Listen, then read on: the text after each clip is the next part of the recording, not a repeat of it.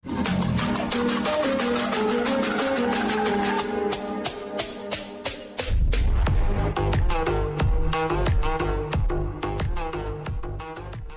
is Waleed bin Fareed with another YouTube video।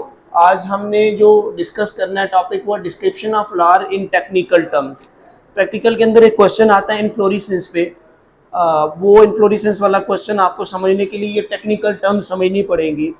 Reason ये है कि आपको फ्लोरल फार्मूला तैयार करना और उसकी फ्लोरल डायग्राम बनानी है, तो ये जब तक टेक्निकल टर्म्स नहीं आएंगी तो आप फ्लोरल फार्मूला नहीं समझ सकते और आपको नहीं याद होगा। सबसे पहले हमारे पास है जी ब्रैक्टिएट। ब्रैक्टिएट क्या होता है कि हमारे पास ये मेन एक्सिस है और इस मेन एक्सिस से जो डंडी निकलती है उस डंडी को नाम देते हैं हम पेडिसल।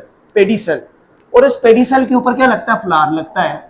जहाँ से ये डंडी निकलती है वहां पे कुछ लीव लाइक स्ट्रक्चर्स होती है, बाज में होती है, बाज में नहीं होती है। ठीक है, तो जहाँ पे अगर लीव लाइक स्ट्रक्चर होंगी तो ऐसे फ्लावर को हम ब्रैक्टिएट कहेंगे और उसको BR से लिखेंगे। और जिनमें ये डंडी ये लीव लाइक स्ट्रक्चर नहीं होगी तो उनको हम ई ब्रैक्टिएट कहेंगे, उसे EBR लिखेंगे फ्लोरल फार्मूला के अंदर। ठीक है, उसके बाद हमारे पास आ जाता है जी कुछ फ्लावर जो है वो टीनोमॉर्फिक होंगे और कुछ जाइगोमॉर्फिक होंगे। एक्टिनोमॉर्फिक और जाइगोमॉर्फिक क्या है? एक्टिनोमॉर्फिक ऐसे फ्लावर होते हैं जिनकी रेडियल सिमेट्री होती है। रेडियल सिमेट्री क्या होता है कि ये फ्लावर है, फॉर एग्जांपल इस फ्लावर को हम किसी भी एंगल से किसी भी एक्सिस से दो इक्वल पार्ट के अंदर डिवाइड कर सकते हो, तो ऐसे फ्लावर को किसका नाम दिया जाता है? Radial symmetry. ये फ्लावर के पास रेडियल सिमेट्री होती है। ठीक है, और ऐसे फ्लावर को हम एक्टिनोमॉर्फिक कहते हैं और इसे इस सैंबल से रिप्रेजेंट किया जाता है, सर्कल बना के उसके अंदर प्लस लिखा जाता है। ठीक है, और दूसरा जाइगोमॉर्फिक क्या होता है जिसमें सिर्फ बायलैटरल सिमेट्री होती है, जिसे आप सिर्फ एक ही एंगल से दो इक्वल पार्ट के अंदर डिवाइड कर सकते हैं, उसे क्या कहा जाता है? जाइगोमॉर्फिक कहा जाता है। या तो उसे इस साइन से रिप्रेजेंट किया जाता है या तो उसे जो है सर्कल लगा के उसके अंदर लाइन लगाई जाती है, या फिर उसे ये डिवीजन का जो साइन होता है, ये डिवीजन का जो साइन है हम इससे भी क्या कर सकते हैं? रिप्रेजेंट कर सकते हैं। ठीक है, ये जो सिंबल है ये मेल फ्लावर के लिए होता है और मेल फ्लावर को नाम दिया जाता है स्टेमिनेट। स्टेमिनेट फ्लावर कहा जाता है। और ये जो सिंबल होता है ये सिंबल होता है किसके लिए? फीमेल फ्लावर के लिए, जिसे पेस्टिलेट कहा जाता है। पेस्टिलेट का नाम दिया जाता है। और ये जो सिंबल आपको पता है ये बाइसेक्सुअल हर्माफ्रोडाइट के लिए, ये अगर जिसमें मेल सेक्स ऑर्गन और फीमेल सेक्स ऑर्गन दोनों हो फ्लावर के पास, ठीक है, तो उसके लिए हम क्या यूज करते हैं? ये वाला सिंबल यूज करते हैं जिस फ्लावर को हम बाइसेक्सुअल का नाम दिया जाता है। अच्छा जी, बास फ्लोरल फार्मूला के अंदर EPIK का वर्ड लिखा होगा। EPIK रिप्रेजेंट करता है एपी कैलिक्स को। एपी कैलिक्स क्या होता है? ये एक्स्ट्रा लेयर होती है कैलिक्स के बाहर।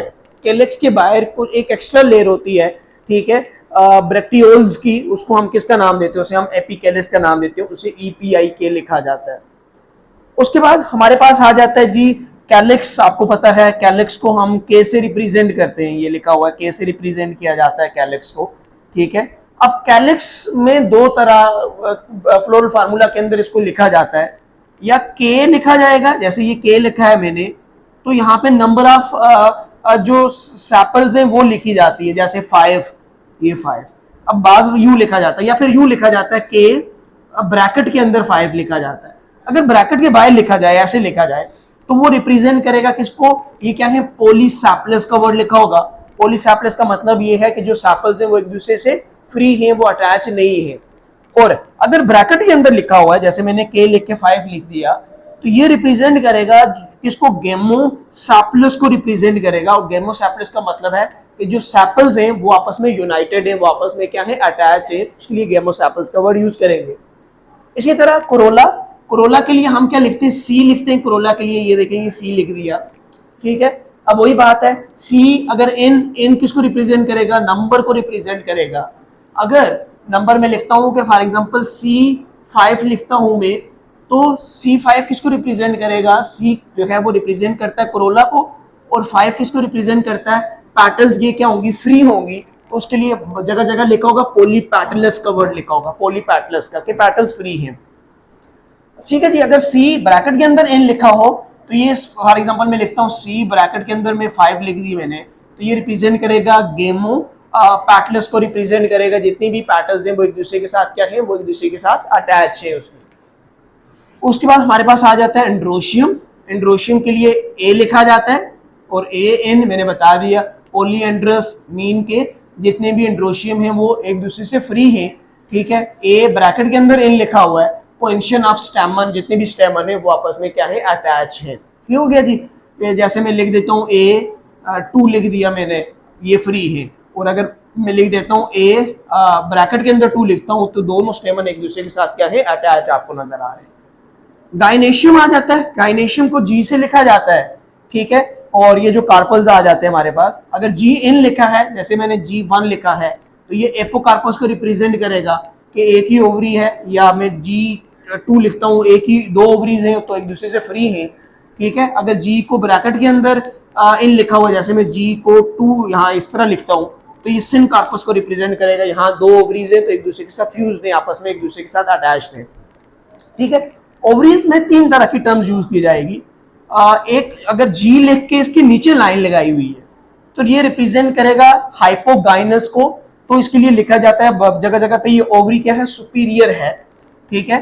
और अगर जी लेके उसके ऊपर लाइन लगाई हुई है तो ये रिप्रेजेंट करेगा किसको, एपिगाइनस को। इसका मतलब है ओवरी सुपीरियर है। अगर ओवरी क्या हो, इंफीरियर है, अगर सुपीरियर हो तो नीचे लाइन लगाई जाती है, इंफीरियर हो तो ऊपर लाइन लगाई जाती है, अगर सेमी इंफीरियर ओवरी हो तो उसके आगे क्या की जाती है, लाइन लगाई जाती है।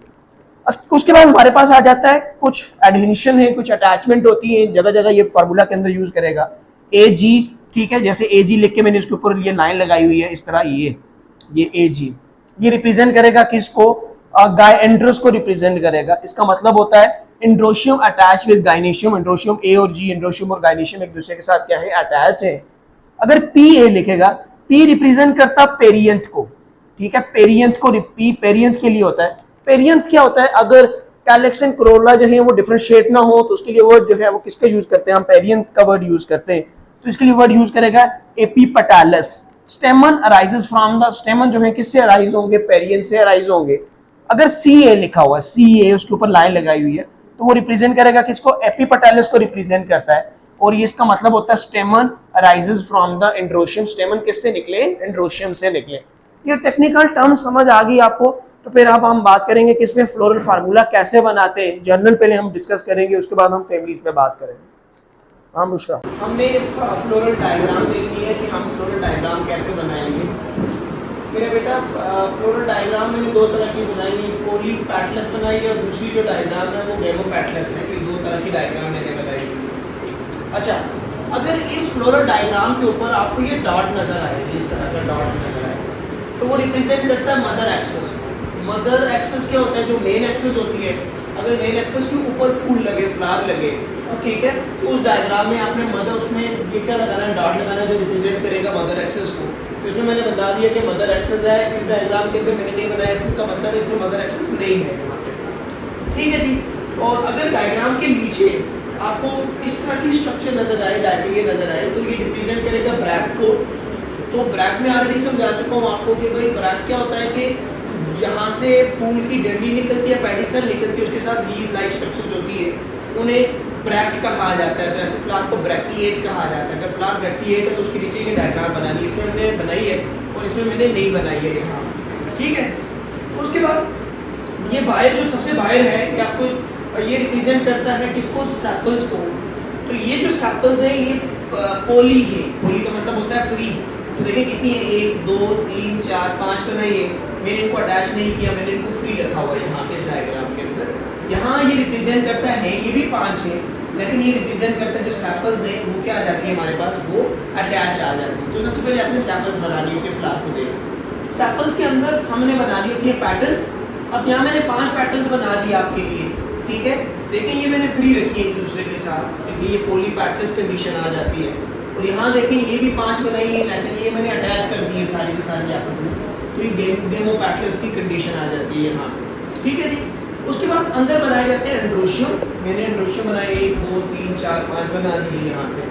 यहाँ पे भी मैंने 5 बनाए, 1 2 3 4 5 में डिपेंड करता है, एंड्रोशियम 5 है 10 है उस हिसाब से बनाए जाते हैं। बाद में आपको जो है ना ग्रिल की फॉर्म में नजर आते हैं, 5 बनाते हैं, उसके अंदर 5 बनाते हैं हम, ठीक है। अच्छा यहाँ पे आप देखें कि मैंने एंड्रोशियम के साथ इन पैटल्स को अटैच किया हुआ है, लाइन लगाई हुई है मैंने। और मैंने पिछली वीडियो में बात की थी, मैंने बताया था आपको CA लिखा जाता है इसमें, और उसके ऊपर क्या किया जाता है, लाइन लगाई जाती है यहाँ पे इस तरह, रिप्रेजेंट करता है कि एंड्रोशियम जो है वो किससे निकले हुए हैं, ये जो पेटल्स हैं उनसे निकले हुए हैं, उनके साथ जाके अटैच है। ठीक हो गया। और सेंटर में क्या बनाते हैं हम, ये जो ये हमारे पास क्या आ जाती है, ओवरी आ जाती है। ठीक है, ओवरी एक भी होती है, दो भी होती है, तीन भी होती है, उस हिसाब से सेंटर में। और प्लेसेंटा के हिसाब से क्या बनाई जाती है, ओवरी बनाई जाती है। तो अगर ये आपको फ्लोरल डायग्राम समझ आई तो आप किसी भी फैमिली की फ्लोरल फार्मूला आपको पता लगा और उससे फ्लोरल डायग्राम क्या कर सकते हैं, बना सकते हैं। मैंने ये जनरल दो डायग्राम बना दी है। ठीक है।